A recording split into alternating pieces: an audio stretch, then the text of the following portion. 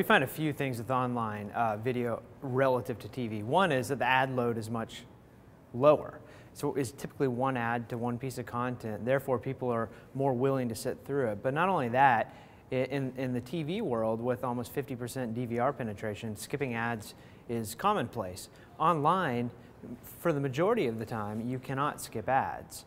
And what we saw in our study, it reflects what we see on our network, which is people don't skip ads online. People do skip ads on TV. Now, they don't skip all the ads on TV, but there's certainly a higher propensity to skip television advertising than there is online video advertising. On the topic of ads repeating, there's an extent to which that's a good thing.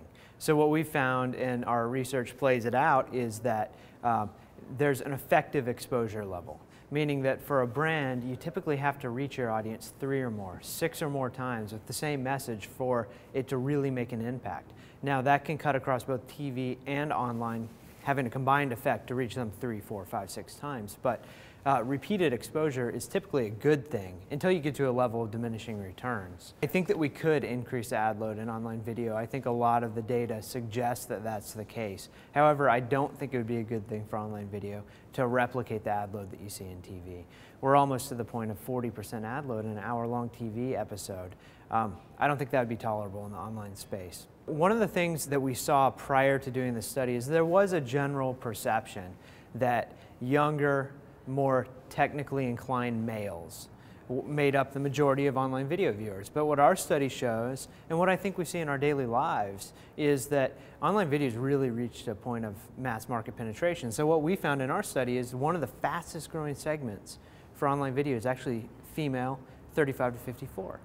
So we're seeing a pickup in demos that are not traditionally associated with being early adopters to anything online.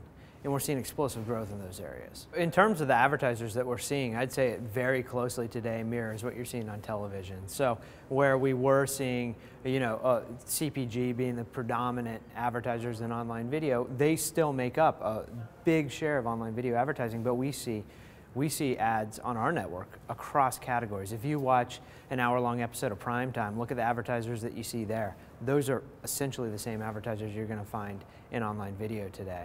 I think there's 3 primary reasons why we're expecting to see the growth in online video in 2011 that's been projected.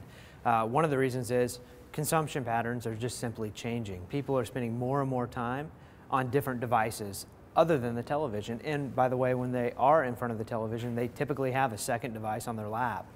So people are just consuming video content when they want it and where they want it. That's the first reason.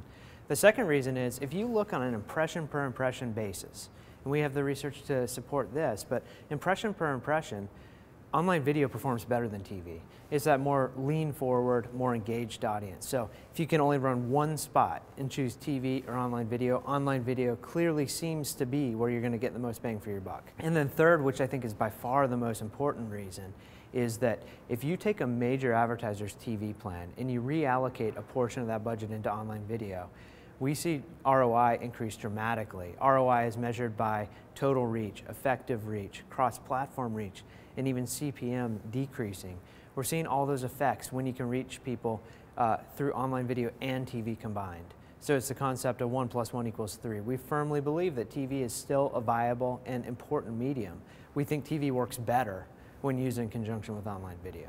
We're seeing what's happening in the connected TV space today mirrors similar to what was happening in the mobile space several years back. So year after year, we heard this is going to be the year of mobile.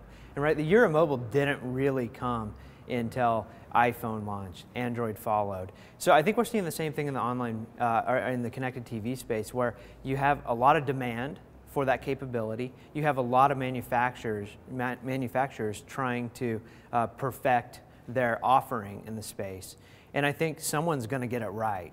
And at that point, you're going to see it really become the year of connected TV. That said, there is opportunity today in connected TV. People, we estimate the penetration is about 5%. And you could run ads, and we do run ads in the connected TV environment today. But what advertisers really need is for there to be scale. And today there's not an awful lot of scale, but you do have a highly engaged small audience. I think that audience is going to explode as soon as there's some standardization around the interface.